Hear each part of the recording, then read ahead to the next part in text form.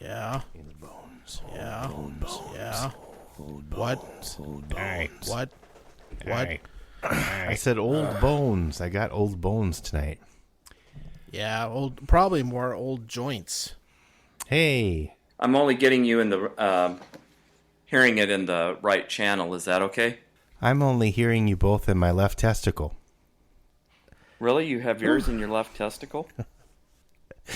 I'd like to welcome another repeat guest, Eric S. Another two-timer. Yeah. Yeah, we're on a roll. Well, one of the reasons, and not just this, but that we wanted you back was because actually the last time you were on, we had recorded even longer, but the second part got a little messed up. We talked about some science fiction books and that kind of thing, literature. And I don't know, maybe we could talk about that again. Sure. But anyway, welcome It's high back. time. Thanks. I got to go. No, I'm kidding. Phil, what are you drinking tonight? All the things. I can hear it. You must have something. Everything. No, well, I had an Evan Williams Bottled and Bond Manhattan, and now it's just Evan Williams on ice. Easy peasy. Yeah. I am drinking a Strongbow cider. Oh, you got the cider tonight. I had one stray can of it in the back of my fridge, and I decided it was time to use that up. It wriggled and wriggled and wriggled in cider. Cool. Oh, Phil. ouch. Okay, we're going to start now. Okay. I just cut that part out. Cut this. You're listening to episode 39 of Time to Lean, and here's a song. Goddamn sons of bitches. Eric S. and John K. and Philip H. They're going to talk a little bit and have a beverage. And then there's a song. Eric, are you doing a kombucha or something like that? Or what do you got? I've actually got a mug of iced lemon zinger tea. Oh, that sounds kind of nice. Yeah. Sounds refreshing. Needs gin. It's a zinger. On a hot summer's day. Wrong on both counts, actually. It was spring for a little bit here, but then it took a turn back to winter. Yeah, we got snow yesterday. I looked out the window and it was coming. Yeah, Jesus. I saw your fuck? post. Yeah, I think we all got a bit of this brief return winter. Yeah. Well, like the Prince song says, every now and then it snows in April, and well, that's just kind of the way it is. I don't think that was the actual lyrics, but I think you're taking a few liberties I always do. with that. No, What is not it? always. That Simon and Garfunkel song, A Hazy Shade of Winter. I don't know. It's weird. I mean, stuff's weird right now. So weird. Oh, good. I'm enjoying my last few weeks of employment. What? Well, I am being furloughed from my job Oh, shit, man. for 4 months Oh, sorry to hear that. because most of what I do is not really needed right now because we have no students on campus. Oh, fuck. So yeah, it sucks, but a lot of people have it worse. Oh, Wow. yeah. That's true. So, and at least at this point, I still have a job to come back to. If we ever have students come back. Is MJ still employed then? Yep, turns out she works for an all online university, so Oh. she's actually quite busy right now. They were ahead of the curve. Yeah, she was already working remotely. This is not a big adjustment, except that she has to put up with me being here. You're a terrible coworker, she said. Yeah, I am a terrible coworker. You didn't get her But I'm gonna be an applesauce. even worse pain in the ass once I don't have a job. It's like you can only mow the lawn so many times. Yeah, I unfortunately I'm not going to have good excuses to avoid yard work. No doubt. We'll see, but I do have a lot of time to do things, and I'll obviously I have plenty of hobbies and interests I can work on, and naturally, of course, all my music stuff is shut down as well, so I can't go do that. Yeah. I'm hoping some of it will come back before the end of the year, but we don't know. Yeah. Man, well, sorry about your job, man. Yeah, I know it does suck, and but I'm eagerly awaiting my Donald J. Trump stimulus money. Yeah. Oh, signed by him. Yeah, fortunately, I'm doing direct deposit, so I won't have to look at his fucking signature. So what's going on over there? Are you with your? I suppose you're on medical leave or something like that. No, I'm working remotely. Okay. I've worked remotely before, and luckily, almost all of my job I can do remotely. I'm not back full time yet, but luckily I'm in a position where there's nobody else who can do what I do. I'm a tech writer. I'm basically in charge of all the tech communications at the company. My being gone while I was in the hospital, my supervisor has said many times, highlighted very potently how important and valuable I am. So things would have to get really, really bad, like the entire company shutting down before I'd lose my job. So. And there's probably a little bit of a backlog now too. Oh, fuck. We have a project management system. It's called Workfront. And I have something like 90 projects in there. And oh, wow. And so it's ridiculous. Is Charlotte, what's up with is she able to telecommute? Well, she is, and the museum where she works is shut down, as you would expect.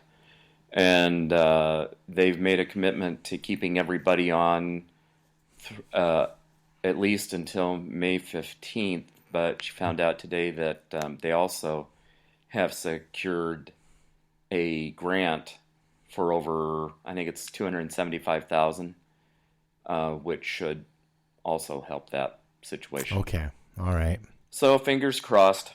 Well, let's see. Jody is a massage therapist, so she can't do that telecommuting wise.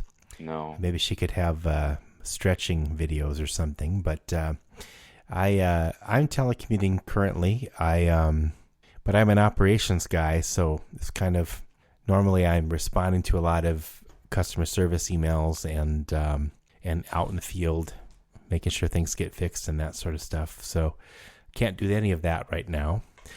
But at some point, I'll be back. I'll be back there. I don't know. We'll see how it goes. But for now, we're doing okay. Well, good luck, man. Good luck to all of our listeners as well. Yeah. Even that guy from the Philippines. The mystery man or woman. Oh, yeah. Person. Let's say it's a person. Mm-hmm. I shouldn't assume. I figured the whiskey, but, women drink whiskey. That's true. Oh, absolutely. There are some pretty famous Scotch experts who are ladies. Really? Well, let's get them on here. Yep. I'm guessing they're in pretty big demand. Now, you see, I've seen a few documentaries on whiskey production, and there are definitely some experts that they interview who are women, and that's great because I'm sure it's been a traditionally boys' club kind of a setup. Sure. One of my wife's friends and I, one of my wife's, God. Oh, I'm just gonna say one of my friends is a whiskey drinking woman. So, bourbon. I'll just go with that. I met her through my wife, but we'll just whatever. That doesn't sound right. Well, that sounds like a song too, Phil. Whiskey drinking woman. I met her through my wife. Whiskey drinking women. Stay with all me. Their life. Right. See, it writes itself so many too. good ideas tonight. Whiskey drinking women. Take me home. Well, Eric inspired the last song, the Malevolent Fuck song. That was one of my favorites. Were you impressed with that, Eric? I don't know that I heard it. Oh, no. Maybe I did and just forgot it. No, you would remember. It's just totally unforgettable. Or no, yeah. I thought I said it the other way around. Was that the last time I was on? It's on Yeah, Bandcamp. we I'll took a send line you the link. that you used. I'm and sure I listened to became that. a song. I He turned it off before the end. Like, well, I've heard all this shit. Oh. Well, I don't know. I think our guests need to figure out how we're editing them. We might really mess with them. Well, speaking of songs, last time I mentioned that I set the poem Sea Fever Yes. to music, but I never was able to extract the audio track from that DVD of the recital where I did it. So Yeah. I've got the lyrics here. If you want, I can give it a shot at the end. Cool. And I'll be right back again. Talk amongst yourselves. Oh. Is this the way your podcasts usually go? Oh. They're pretty close. Okay. Yeah, and somehow we often talk about stuff from things from the old country, Rapid City. It ends up pretty freeform. It's interesting that you should mention that because, who was it? I was talking to somebody about mugging up. And, of course, they had no clue what I was talking about, but I described it to them. And what really came to mind was that time that Chuck Hubling was with us. And we went to, what was it? And did he drink the whole thing and then fill it up again? He slugged down I like think of a that quart too. of soda and then refilled it. I know. I've thought of that many times over the years. It obviously made a huge impression. Man, it was kind of like, whoa, dude. Oh, okay. Okay, that's good. I'm impressed by. Yeah, I don't envy your kidneys and bladder, but hey. Yeah, whatever. It's been a little bit weird with what's been going on in the world and stuff, but yeah. You were talking about when things get back to normal, and one of the happen. Hey Phil, John and I were just talking about mugging up. You remember doing that back in Rapid in high school? Oh, yeah. God, I don't know how many. I wonder how many ounces of various sodas I've consumed back then. What were you with us the time when Chuck Hubling was over and watching movies with us? We went to, what was it? Was the gas station, Quick Stop? Probably Mini Mart. Mini Mart, yeah, that's right. Yeah. That's where I used to go. And he got one of those 32-ounce mugs full of something, slugged it down in like 3 gulps, and then refilled it and went and paid for it. And we were all, dude. But, He got his money's worth, right? no shit. I'm surprised that somebody didn't get pissed at him for that, but oh well. Those were the days. Those mug up prices are not that different today because you can often go into your average, as my wife's family would say, fill-in station. Yeah. And often you could get a gigantic amount of pop for like $1. Yeah. Oh, it's 49 cents.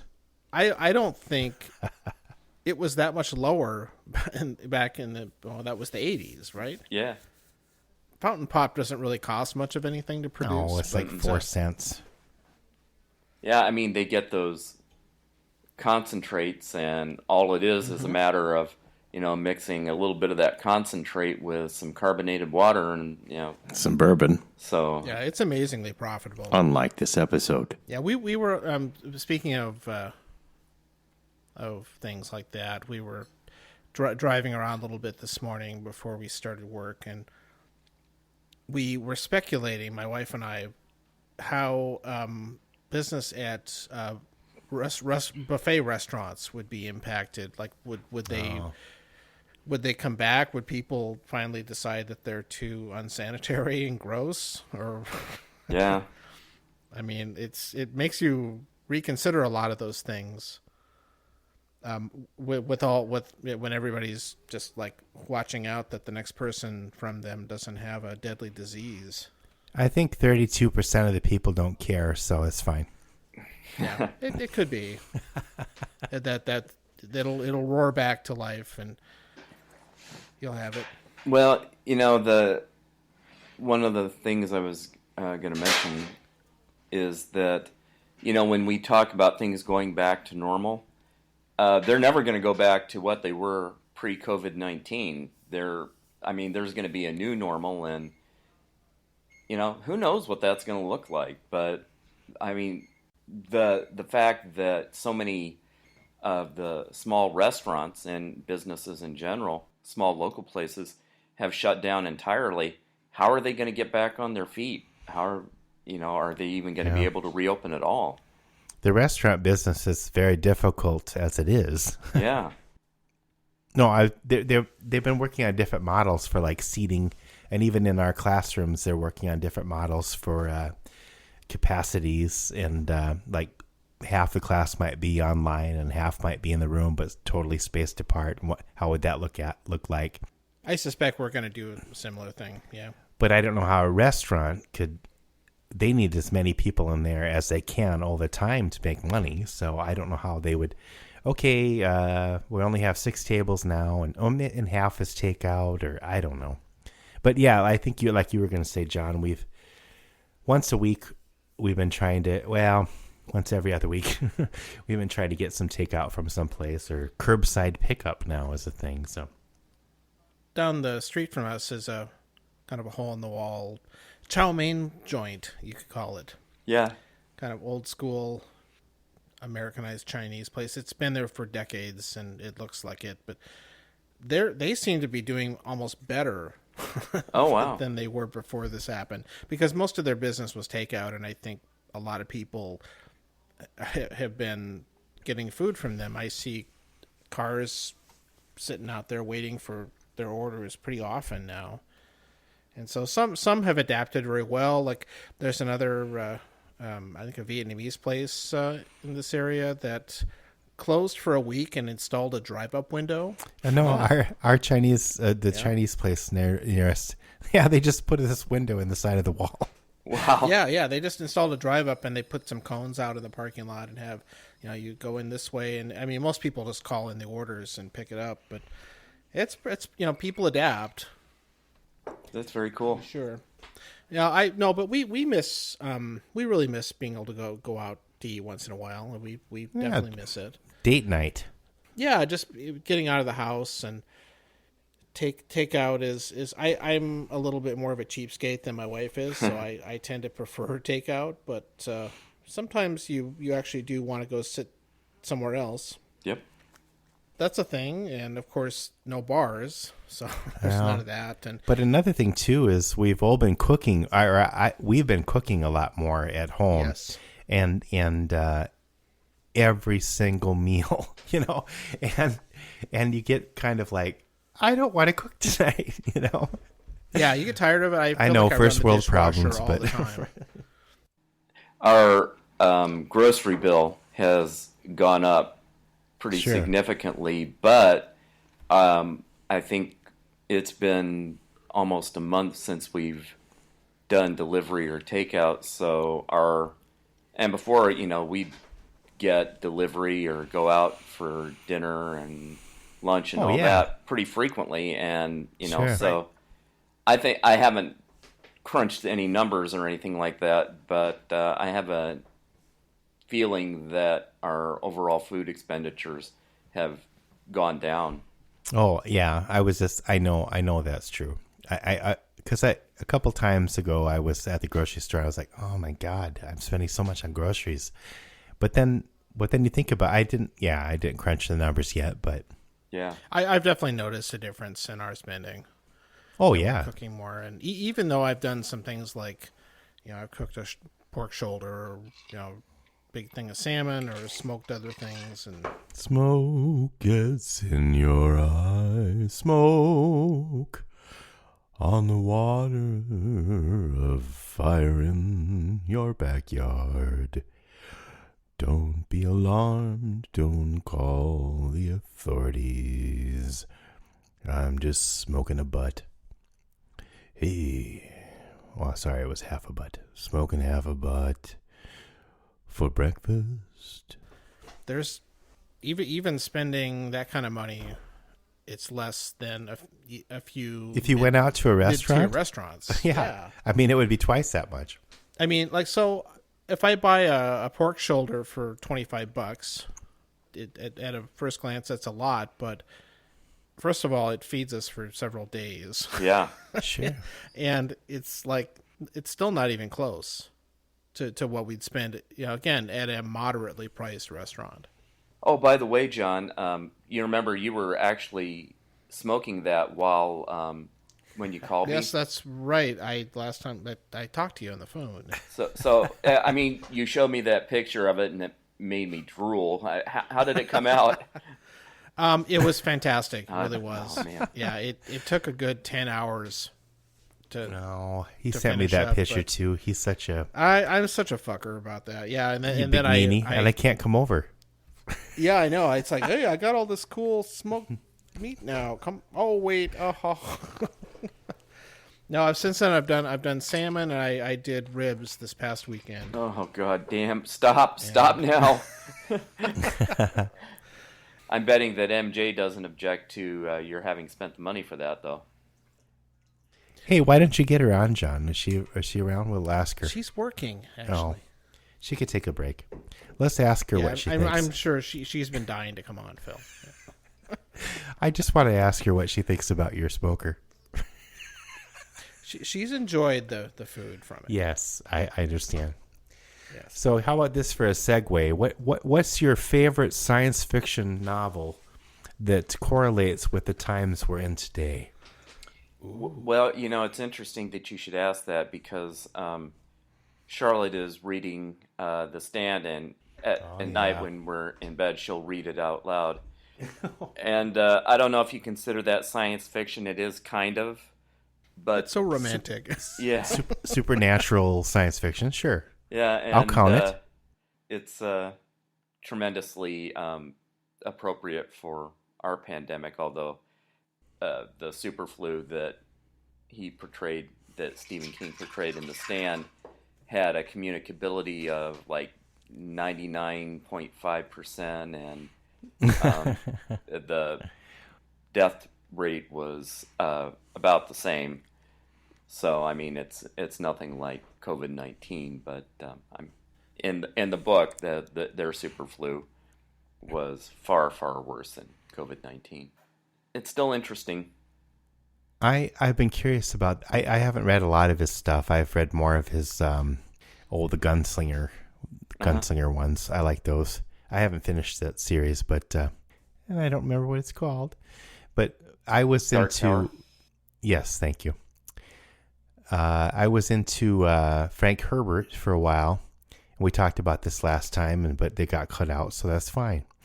But I was kind of a completist, so I thought I'm going to read every book that Frank Herbert wrote, which is easier than like Asimov or something.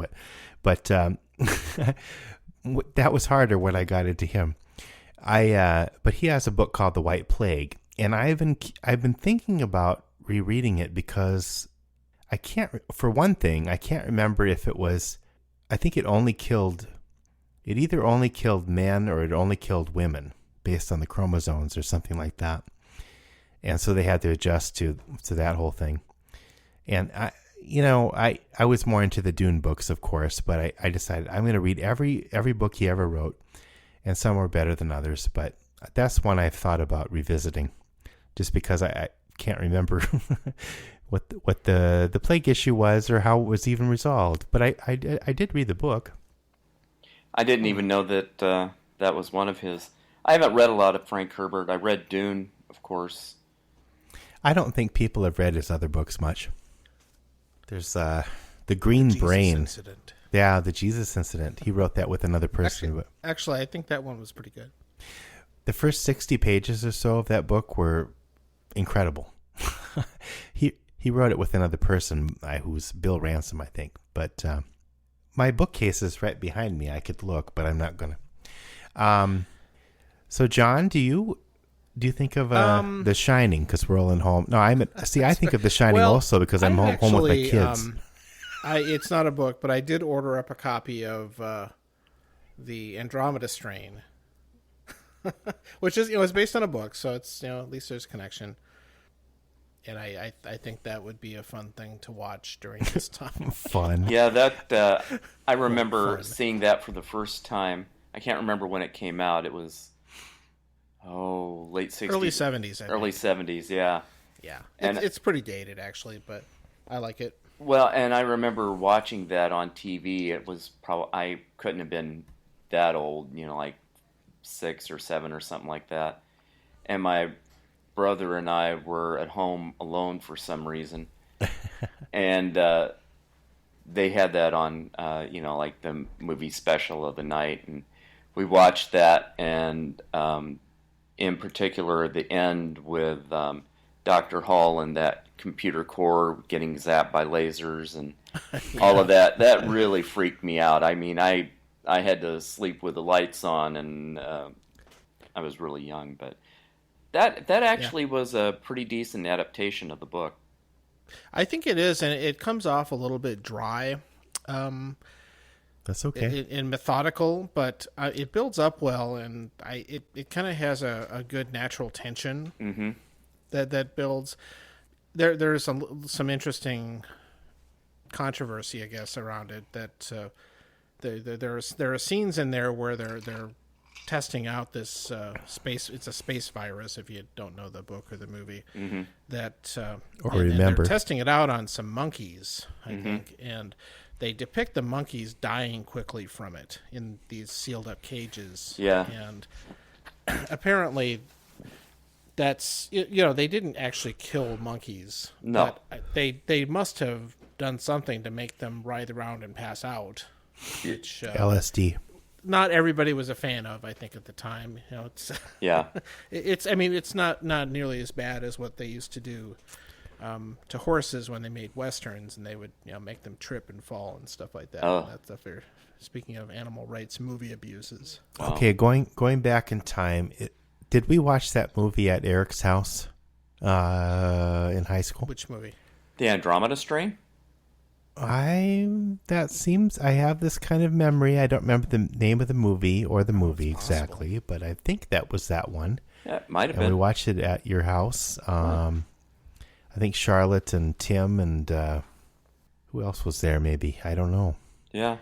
What was the deal with that dog that would show up sometimes? There was like a tunnel from the neighbor's yard. And the dog would show up through a tunnel. It would come through a little door. No, it was.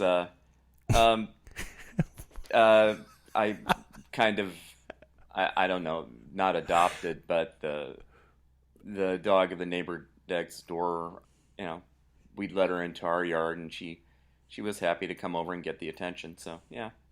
Well, it seemed like she just showed up through a tunnel, though. There was like a hole in the wall.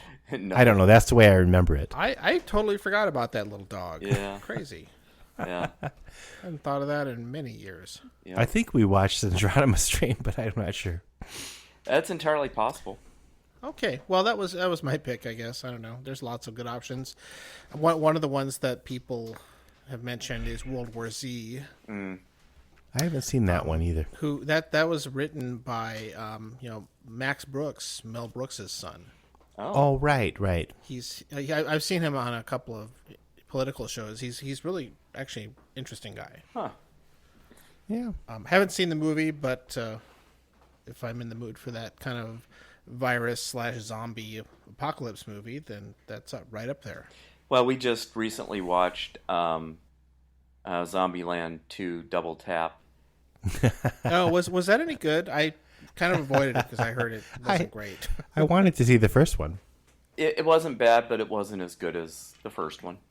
I mean, the first one is very funny. It is. It's hilarious. That one is actually, as far as zombie movies go, that one is tied with Shaun of the Dead. I'm a fan of that one too. Yeah.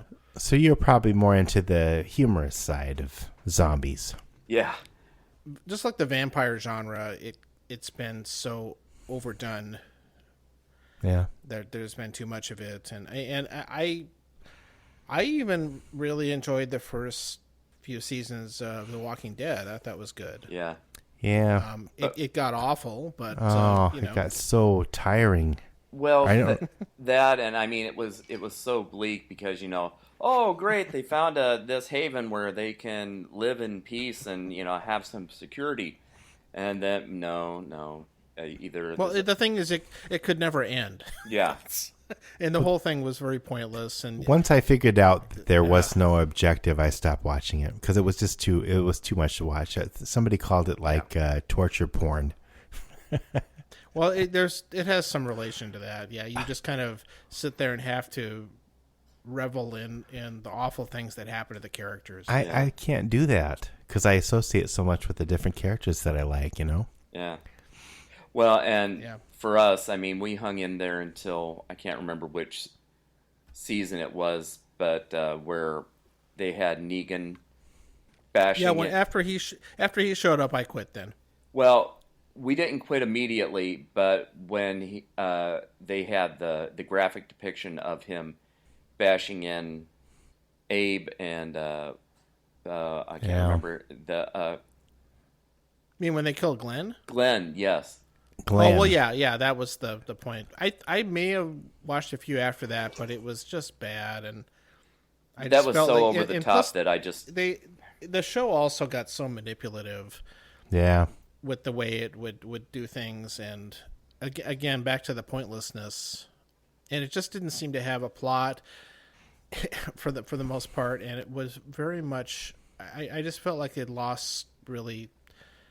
The idea of the whole zombie apocalypse thing, because the zombie stuff kind of went into the background, and they would show up when they needed to have somebody killed off or whatever. Yeah. But otherwise, it wasn't really a thing anymore. And it was like a Tachyon shield of the zombie movies. Well, or it became kind of a phenomenon that every so often got dangerous, but otherwise was just like the weather. Yeah. But that isn't what made the show the most interesting when it first started. I mean, it was always kind of character driven, and what would happen to these characters. A classic example of a show that really needed to have a defined ending. Is it still And going? it clearly didn't or doesn't. No, I think it's still on. Is it? I've stopped really paying attention to it, so I don't I haven't heard about it in the entertainment industry for a while. Well, I know they killed Rick finally, so maybe that was the end. Rick. And they also killed his son. They killed off Carl. Is the what was the one guy's name though that everyone liked the most? I guess I did too. I forgot his name. Daryl. Yeah. Daryl was like this redneck superhero or something. Yeah. Yeah. He's probably still alive. One of the things that I thought was interesting was early on they introduced his brother, who was Merle. Oh yeah. And he was a good character. And It's a fucker. I had a hard time placing the actor, but I finally figured out he was one of the rednecks in Mississippi Burning. No. That they ended up arresting. Wow, good catch. Yeah. And He didn't have to saw his hand off in that one, but no. no, he was probably one of the best characters in Walking Dead, I think. But Yeah. I mean, he was terrible, but And actually, I thought Carol was good too. Yeah. oh yeah, Daryl, Carol. Yeah, they were two of the best, I think. Yep. yeah. Well, I agree. Well, Phil, that's a show you watched. For a while, I stopped it before you guys did. But but you Jody. got through like 6 seasons or something, right? No, I don't remember what season it was. But Jody Well, and I think that was 6 or 7. at some point, Jody and I just kind of looked at each other and were like, "I can't watch this anymore." Yeah, there's no redeeming quality. I think a lot of people had that reaction. There's no objective. I love the characters, and I get that. But you can't have a show totally based on that, even if, I was in theater and whatever, and the actors are so important. But there has to be some objective, doesn't there? Yeah. I mean, I don't know. And I know I've said this before and probably in the last time. As I mentioned, I actually was involved with a film short that was produced and shown at the Cannes Film Festival. Yeah, we watched it. Yeah. We won't go into that, but one of the things that I was reading about in kind of in association with that is that for a movie, TV show, or even a short story or a novel, that 3-act format where, you have builds up to a turning point, then builds up to another turning point, then builds up to the climax, and then you have the denouement. If you stray from that too much, unless you're really good at doing abstract work, then it just doesn't work. I mean, it falls flat, because the comparison that I frequently think of is that original Star Wars, 1977, follows that 3-act structure almost perfectly. Sure. And that's one of the reasons why, despite the camp and some of the dialogue and things like that, that's one of the reasons. It holds together. Yeah, it holds together, and you effortlessly follow along what's happening. In comparison, what was the first one of the prequel trilogy? That was the Phantom Menace, I think. When you look at that, it was almost exactly the opposite. And what I remember watching that and being so disappointed in is that what was supposed to be the climax of the movie was, a total letdown. It was kind of like you finish watching it and you're, well, what the fuck was that? Why did I even bother? You mean the duel with Darth Maul of America? Oh, was that it, or is that stupid pod race? I haven't seen it in a long time. Oh yeah, there's the video game / pod race. Yeah, There was maybe that was the second movie with the battle of all the different Jar Jar Binks characters attacking with the bubble. That was 2, I think. Okay, never mind. Embarrassed to say, I might know that. Yeah, fine. We'll have Matt P on. He can debate this. And as I mentioned on a previous episode, when I recommended Mr. Robot, the TV show, was how impressed I was, because it went 4 seasons and very obviously had a well thought out structure in its storyline, and that really, I mean, I know I shouldn't be so impressed by that, but so few shows seem to nail that. Yeah. That in retrospect, thinking back in the earlier seasons, it's put together very well, and the showrunner obviously knew where he wanted to take it. Yeah. There was a plan. There was a plan, right? Should have ended. It's not like Lost or Walking Dead. They had a plan. Yeah, no. Apparently, the showrunner had it completely sketched out, knew exactly how many episodes it was going to run, everything. And a good example of a sci-fi show that started off really strong, but then petered out at the end, was the Battlestar Galactica reboot. I mean, the reboot. Yeah. Yes. And we rewatched the whole season, or the whole series. Wow. A while back, and we did too, actually. Yeah. That's what almost killed you. Yeah, really. The miniseries pilot still holds up, and most of, pretty much all of the first season holds up, but second season is still good, but it's starting to show the cracks, and from then on, third and fourth, it just pretty much flounders, because they had no plan. They were just making it up as they went along, and I think the part that it really noticeably gets worse for me is after the opening of season 3, when they get off of New Caprica. After all that stuff happens, then it seems kind of aimless after that. And by funny coincidence, the showrunner for Mr. Robot is doing the reboot of Battlestar Galactica. There's another reboot? Yeah, they're gonna reboot it again. Oh, for God's sake! Yeah, I know. I'm not crazy about that, obviously. Who's the showrunner? A guy named Sam Esmail with an E. Call him Esmail? Yeah. He obviously can write well and everything. And of course, Mr. Robot was benefited by having Rami Malek as the lead. Right. I mean, he's great. Oh yeah, yeah. Yeah, the guy who played Freddie Mercury. Right. I missed a little bit there because evidently I need to. The longer we go on with these podcasts, I'm going to have to buy like adult undergarments or something. But okay, fine. It all depends. That's our next sponsor. John. That's our next sponsor. Taco John's and Depends. They go hand in hand, or something. Make sure you have plenty of toilet paper, folks. So I missed that part. Yeah, as far as a favorite science fiction book goes, Ooh, that would be really hard. or series. The Foundation trilogy by Isaac Asimov is one of my favorites.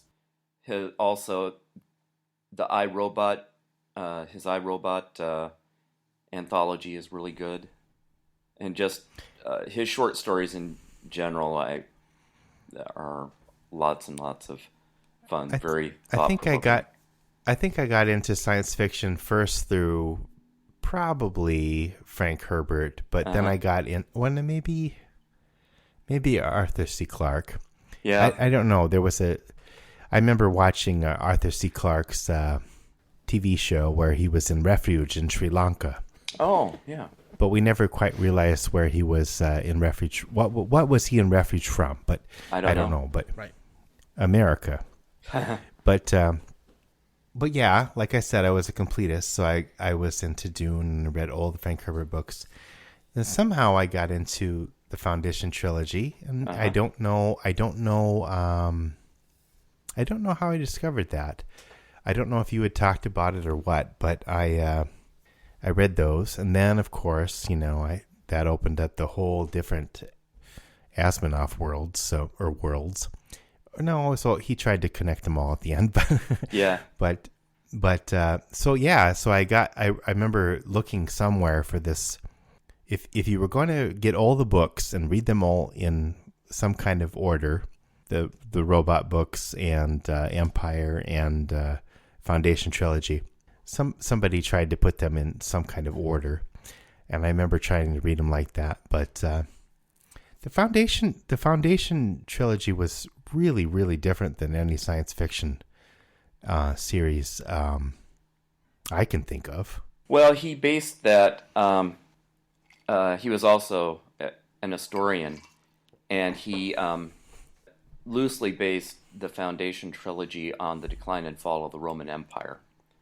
Sure. That book, that has the virtue of being one of the few books that kept me guessing right up until the very end. And, the payoff was so great because, you smack yourself in the forehead and say, oh, of course, it makes perfect sense. Right. But it was more kind of mental. It was logical or mental kind of resolution as opposed to like, I haven't read it for so long, but it wasn't like an action oriented kind of thing. It was kind of resolved by thought. Yeah. Yeah. And he just brought everything together at the very end brilliantly. Kind of like what, well, not exactly. I was just thinking in Catch-22 by Joseph Heller. Have you read that? Oh, I love that book. And, you're just kind of... John, have you read that? I'm embarrassed to say I've only seen the Mike Nichols film. No, it's a good movie too. Yeah, I should read it. It's a classic. It's got Orson Welles in it, so what are you going to do? The movie is kind of its own thing. It is. No, that was another one of those books where the first 60 pages or however many pages, I was crying. I was laughing out loud. I was crying. Yeah. I've never done that with a book before. And then it gets darker and darker and darker. Well, and the thing is that, talking about that 3-act structure, it didn't follow that at all. And, it's very funny. It's, kind of twisted, dark humor, but it's very funny. And I kept reading, and Charlotte had recommended it to me. And I kept saying, where the hell is this going? It's going nowhere. And she But said, that was "Keep like reading, Vietnam or keep whatever reading." else.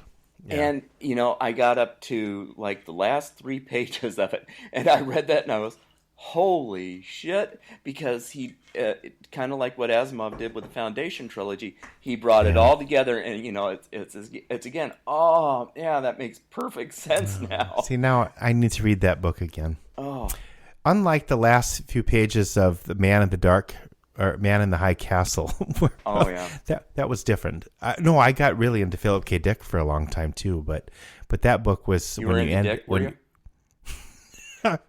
Well, I think we all go through that phase, don't we? No, not all of us, but 10%. But that book did not end. I still don't know what that means. What were you going to say, John? I'm sorry. I was curious if any of you had seen the George Clooney Catch-22 I did. miniseries. Yeah, we did. What? No. Is that an espresso ad? That's right. No, we didn't really like it, and the reason Okay. was that they took too much of a... I mean, Catch-22, the book, and Nichols' film, too, but the book is totally satire. And Yeah. And the movie is absurd. yeah, and the George Clooney version, he did a reasonably good job in that role. Major Scheisskopf, was it, or whoever? But The names, yeah. Again, comparing it to another movie remake, Matthew Broderick was starred in a remake of The Music Man. If you saw that, Oh, that's awful. and the reason it's awful, at least to me, is that the original movie, the original musical, is very tongue in cheek. It's a satire on Midwestern life, or Yep. and they tried to straighten it out and make it some sort of I don't even know how to describe it. More like a not a Pastiche. docudrama, but a snapshot of Americana. They took it more literally, I think. And, yeah. What? And Broderick also just was not right for the part. No. No. He's supposed to be a salesman, a con man. Yeah. Who's very charismatic and bigger than life and all that stuff. And that he was not he was wrong for the part. Should have had Nathan Lane. No, what? Oh my gosh, I lost my train of thought. Okay, I'm going to go back to this. I've never heard of a George Clooney version of Catch-22. It came out a year or two ago. How did I miss that? As a miniseries? It was on one of the cable channels. Yeah, it was a TV miniseries. As long as we're mentioning the film version, highly recommend the audio commentary. Total nerd stuff, but the audio commentary from the movie that features Mike Nichols and Steven Soderbergh discussing the film. I see now. It's I very, can't- very good. I can't remember if I've heard that, but I think I would have by now. I'm going to try again. Yeah. You're Yeah, talking you about should definitely check it out. you're talking about the movie with Robert Preston, the 1960 whatever version. Oh, wait, Music Man is. I was talking about Catch-22. Oh, Robert Preston in Sorry, I jumped back to Catch-22. Catch-22. No, he could have been in Catch-22. He could have been. I liked him in what was that? The Last Starfighter. No, I'm trying to think follow of. you. Oh no, my God, I can't remember anything tonight. What was the name of the movie where Julie Andrews? Victor Victoria. No, it was a movie where she showed her breast at the end. That was the big climax of the movie. Oh, well, that's another one. SOB. Yes, thank you. Oh, Another Blake Edwards. Blake Edwards. God. Oh, Yeah. okay. No, he's great in Victor Victoria too. I think he was in Blake and in that other movie. I don't know. Yeah. No, the thing that's great about this audio commentary is that Nichols is very honest about the shortcomings of the film adaptation. Yeah. Because I think Soderbergh is really good about drawing things out and really getting to the heart of things, and it's unusually honest for one of these things, because usually if it's the actual director or somebody who worked on the movie, they're not nearly so willing to discuss things that didn't work well. They skirt around things a little bit. Yeah, or I mean, they're not going to sit there and like, whoa, I made a horrible film. Going from a book that is reasonably complex and has a lot of subtlety to it, and short. Yeah, it's really tough to translate that to the movie medium and do it successfully, so that it's really satisfying. I enjoyed the movie, but it is. I think of them as two different things. Yeah, really. And it's pretty uncharacteristic. Most of Mike Nichols' other films are not really like that. So yeah. Well, no. Well, that one scene where the airplane comes by and cuts that guy just kind of in half. Oh yeah. That, and then the body plops down. I don't. That's one of the most memorable scenes from any movie. Yeah, I remember that when I was thinking about that movie, I was thinking about exactly that scene. Yeah. Yeah. Well, it's also one of my favorite John Voight performances. Okay. Remember him? Oh no, I know him very well. Little known fact, Phil and John Voight did a podcast in the 90s, one of the first podcasts ever made. It was called Time to Scream and Have a Donut. And it was groundbreaking.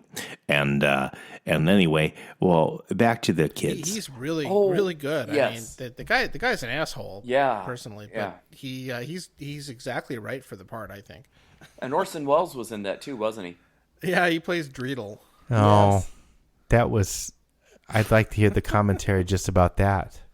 Can you imagine having Orson Welles on your set? That would be weird. Yeah, they talk about it, I think. Yeah. No, I'm sure they do. How could you not? You could do a whole commentary just on that.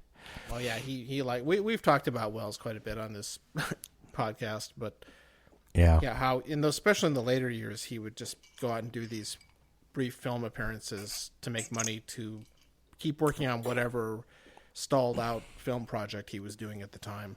Yeah. Or doing commercials for Martini and Rossi Asti Spumante. Yeah, or whoever. Yeah. What was the one Rob mentioned the last time? I don't. Oh, Yeah. the wine commercial. Yeah. I think there was another one too, The though. wine before its time. Yeah. No, there was another one too, though. He liked the wine. And Eric, you might remember him from Star Trek: The Motion Picture. Wait, He John wasn't Voight? in it. No, Orson Welles. Yeah. Okay. Yeah. He recorded a whole bunch of promos. What? Voiceover work. What? I think Yeah. I remember on the discs. No Yeah, way. they're extras on the video. on I the haven't heard DVDs and those. Blu-rays. And all these little teaser trailers that they put out, I think they were maybe for TV. Mm-hmm. And he did almost all of the all of the voiceover for him, and of course, it's interesting because Robert Wise directed the film, Right. And he edited and Citizen Robert Kane. Wise he edited Citizen Kane, was also the one who chopped up the Magnificent Ambersons, Ooh. which the movie studio at the time took away from him, and it was a huge problem. And I think Wells always kind of thought he had been betrayed Really? Yeah. by Robert Wise, who was, probably just doing his job, but you can imagine that Wells never really thought favorably of him. For No, doing do a that, different job. and kind of ruined his movies. So it must have felt pretty shitty to be doing voiceover promos for Robert Wise's movie Yeah. Oh, at ouch. the time. But he needed the money, so he was a pro and did them anyway. But it has to have been a tough Yeah. a tough thing for him to do. I haven't heard any of those, and I can't even imagine Orson Welles promoting the first Star Trek movie. It seems bizarre to me. What? It's definitely him, though. It totally sounds like No, I believe it. It's fake Orson Welles. What's your favorite science fiction movie, Eric? Mine? Oh shit. Sorry. Well, Besides 2001. that's like trying to ask me what my favorite food is. Yeah. Or my favorite wife is. With 2001, I recognize how, both as a technical achievement and also as a just an artistic film, what an accomplishment it is. But I saw the movie 2 or 3 times before I finally read the book. And it wasn't until I read the book that I understood what was happening at the end. And then it made sense. But and I think I mentioned this on the previous podcast that I was on. I think it succeeds brilliantly as an art film, but it falls short in storytelling. If you want to ask, my favorite Star Trek movie is 2, of course, hands down. That's hard to beat. Yeah, sure. Other than that, you mean the one where Benedict Cumberbatch plays Khan? Oh, good God, please! Oh no. Matthew Broderick. I hate the taste of bile, dude. Just drop it there. But I know it's got its detractors, but I actually enjoyed Contact, both the book and the movie adaptation of it. Oh, sure. No, that was a good movie. You might put that up as your favorite? No, not my favorite, but I definitely enjoyed it. Speaking of the Andromeda Strain, I really dug that. But you're right, John. It is pretty dated. I'm just trying to go back. It's really dark, but Blade Runner is good. Alien is good. Oh my God, Blade Runner! Yeah. No, I just remembered the movie that we saw at your house. It was THX 1138, I believe. Wow. Oh, yeah. Because right now I'm scrolling through 1970s science fiction movies because I'm trying to remember the name of a different one. But continue as you were. Sorry. Well, and speaking of 60s and 70s, the original Planet of the Apes from 1968 was... Oh, God. I mean, it was a vast departure from the book, Pierre Boulle's book, but it was still really good. What a movie. Sure. Silent Running, which was... No, that was the one I was trying to look up. Silent Running. Yeah. Starred Bruce Dern, and it was directed by Douglas Trumbull, who did the special effects for 2001. And we talked about Zardos last time, but that's fine. God, no, I'm sorry. I'm going through these 70s movies, but Silent Running left it was sad. It left an impact on me. I don't know how else to describe it, but yeah. You forgot about Soylent Green. Yeah. we could just focus on 70s movies. Clockwork Orange Clockwork Orange, is that? Oh God. Let me get to that in just a second, but Logan's Run. Oh, Logan's Run. Oh my God, yeah. I know. And for all its flaws, I don't know. I still like that movie. Consider it science fiction, but the original Superman movie had a certain charm to it. The ending was totally ludicrous, but still. Yeah. No, I still have a soft spot for the Superman the movie. And I know. One of the things about that is, and John Williams scores not just for Superman, but Star Wars and Raiders of the Lost Ark and all of those. They were all really well done, but I think they're just incredibly nostalgic to me. I mean, like the opening bars of any of those fanfares, and boom, I'm right back. No, he totally knew how to get you right in the moment. Yeah, right away. You were engrossed in whatever was going to happen. And the interesting thing about I went and saw Rise of Skywalker, and it was Jar Jar Abrams all over again.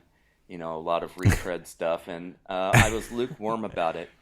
The part at the very end that damn near brought me to tears was when the movie closed and they did that narrowing down effect, and he used the same end title or the end score, son of a bitch, that he used in that he did for Star Wars, and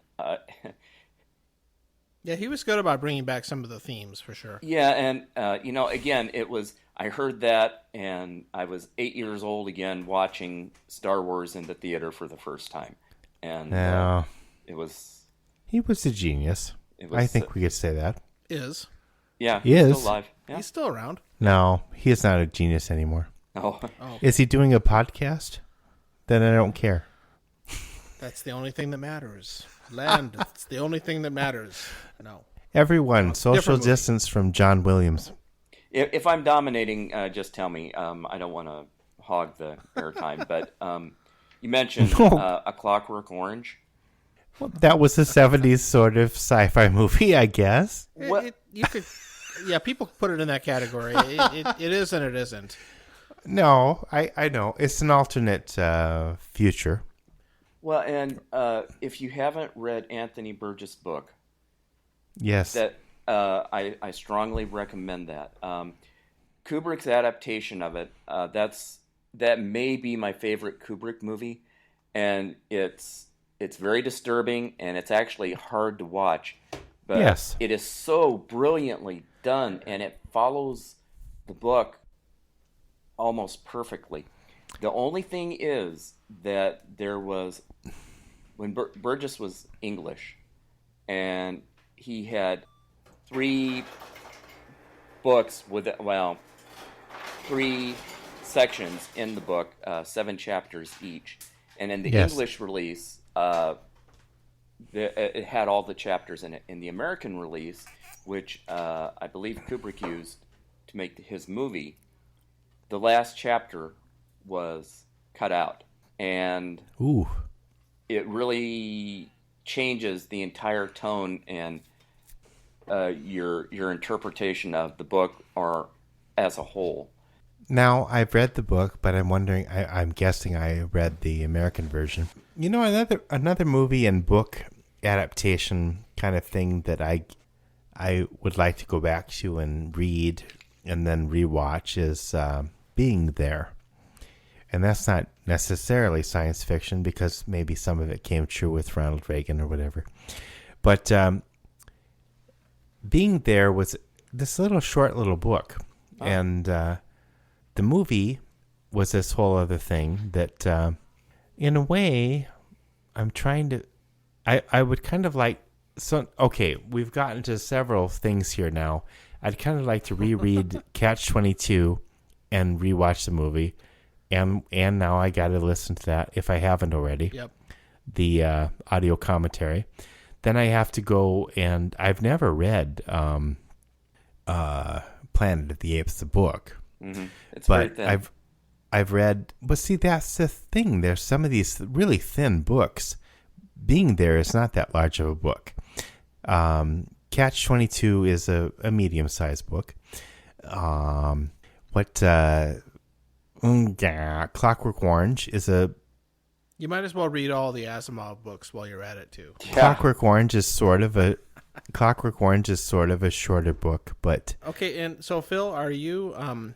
we were having a little text exchange about the upcoming latest remake of Dune. Yeah, I don't know. I'm trying not to... get my... French director. I did like Arrival. I thought was pretty good. Oh yes. So I'm interested to see what he does with that because there's obviously not a really satisfying film version of Dune out there. Yeah. Well, I enjoy the other one, and I enjoyed the Sci Fi adaptation, the miniseries. I like the fact that this director is convinced the studio to break it up into two movies. So I'm interested in seeing that for sure. I hope it's good. Yeah, and I had forgotten about Arrival. That was actually I enjoyed that. I thought that was well done. Who's the director? I think the guy is good. He has good sci-fi chops. And he directed the Blade Runner 2049, which is not perfect, but it had some really cool things in it. Mm-hmm. I think if you're going to make a sequel to Blade Runner, which I would have never thought anyone ever should, I did think that was it was good. I enjoyed it. I had a lot of fun. I would have never thought why did it need a sequel, but I was pleasantly surprised. But I try to go into these movies with absolutely no expectations. But it's very hard to do with the Dune movie. Yeah. No, it has a lot of baggage, so to speak. And as far as, we have different ones that we appreciate as great science fiction movies, but then there are ones that for different reasons, have nostalgic, they're kind of comfort food movies. Mm-hmm. Black Hole. Not the Black Hole. that one I did watch not too long ago. It's not good. I do remember seeing it in the theater, and I didn't think it was great as a kid either. But speaking of that, though, like another one that I still like to go back to sometimes is Forbidden Planet. Yes. Even though it has some hokey stuff in it, but overall, I think it's still really good. It is. And Contact was another one I'm glad you mentioned, Eric. Another one that kind of takes me back in a warm, fuzzy way is, I know a lot of people don't like it, but is 2010. Yes, I agree. Which I recognize it has a lot of flaws and it's dated and whatever, but I still think it's pretty good. Yeah, and, Peter Hyams is a good director. But I'm glad you mentioned that both Forbidden Planet and 2010, because every now and then I go back. I actually, it wasn't that long ago that I rewatched Forbidden Planet, and especially for 1955, was it? Or it was? Yeah, something like that. Yeah, I mean, the special effects were actually pretty damn impressive for that time. And yeah, extraordinary actually for then. Oh, it was one of the at the time. It. At the time, science fiction films were pretty much B movie kind of things, and this was a big budget A-list one. Yeah, and at that time was a big gamble, I think. Who was the actor who played Morbius in that? His name's Walter Pidgeon. Yes. Well, and Leslie Nielsen and Leslie Nielsen playing a straight character. Yeah. Well, that was what he did back then.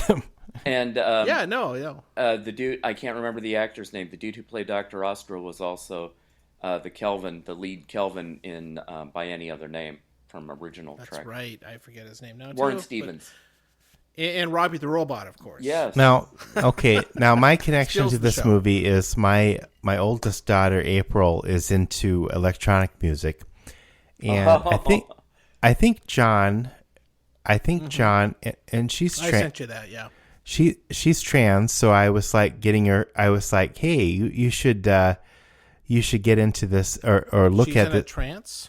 She's trans, but I was like, you should listen to this music by the Clockwork Orange lady. I can't remember her name. Oh my god.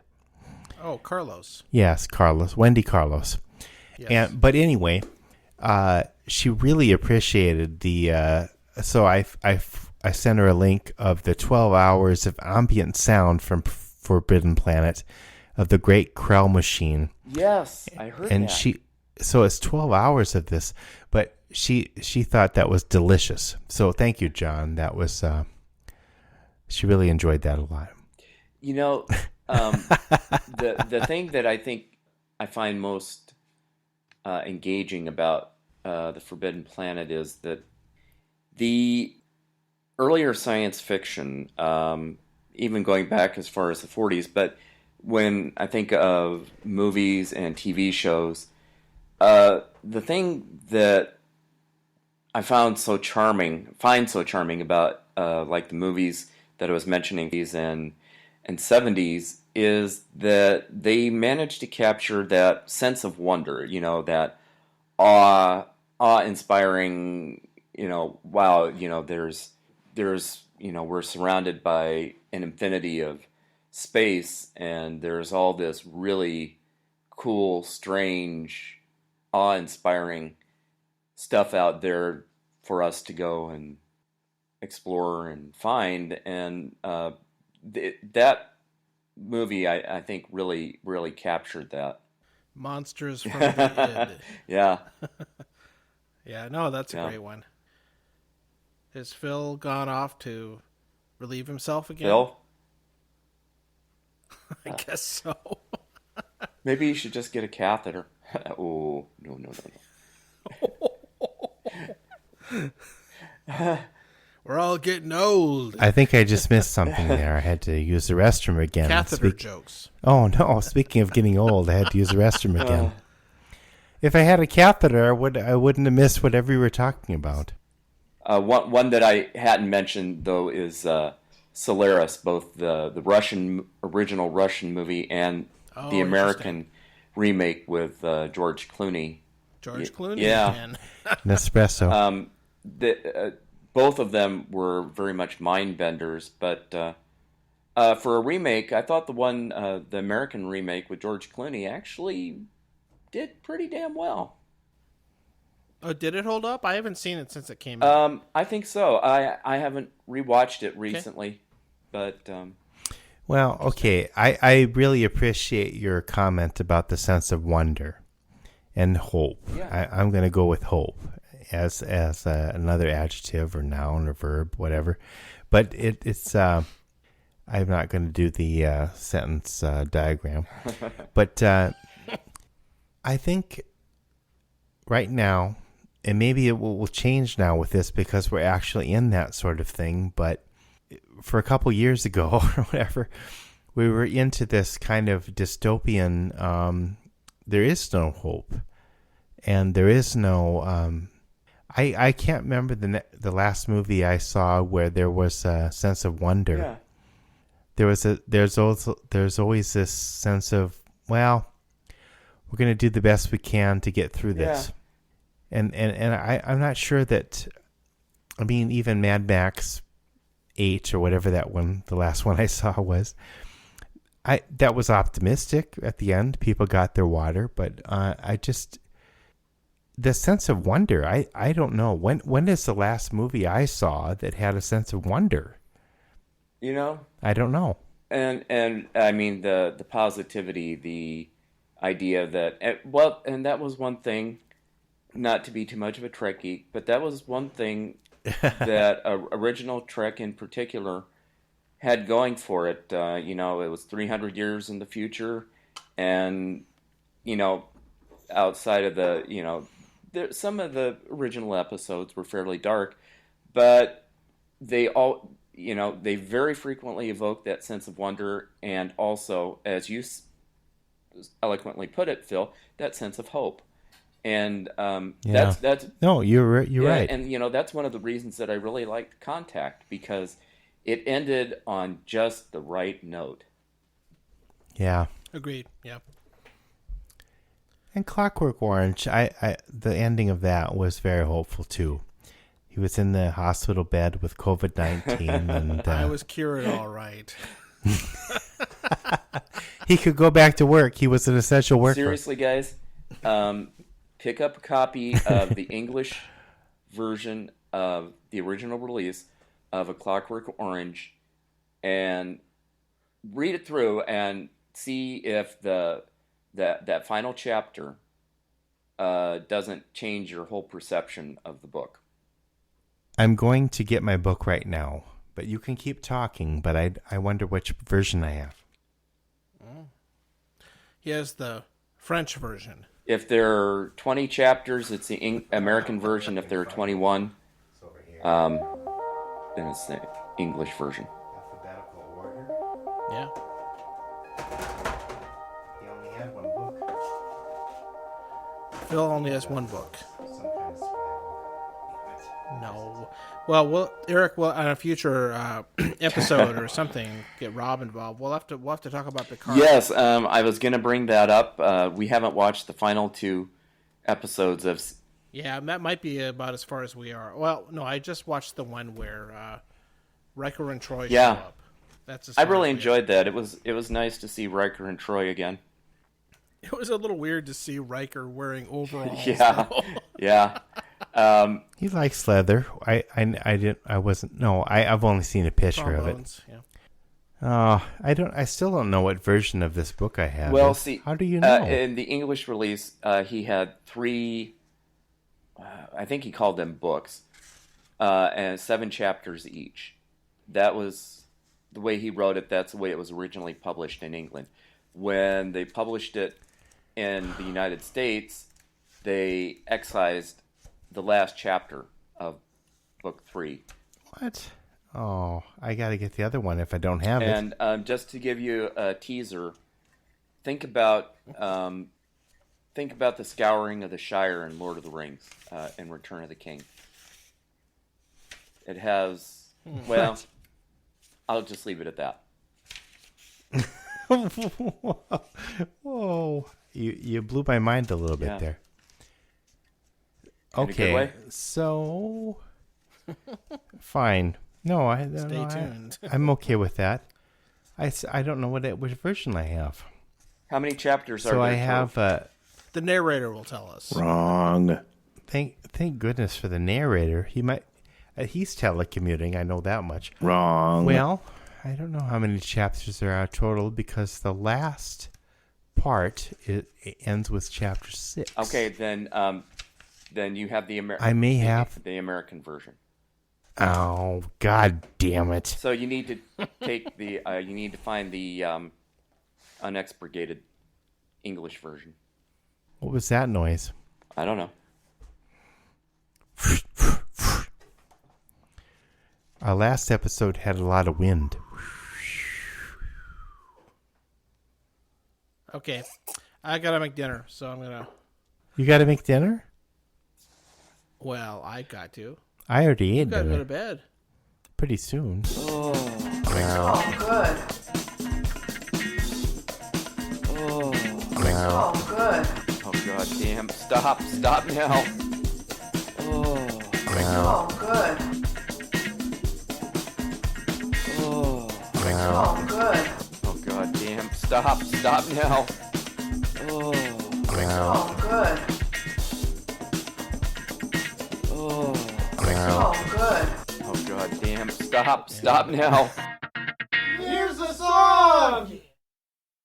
I must down to the seas again, to the lonely sea and the sky, and all I ask is a tall ship and a star to steer her by, and the wheels kick and the wind song and the white sails shaking, and a gray mist on the sea's face, and a gray dawn breaking.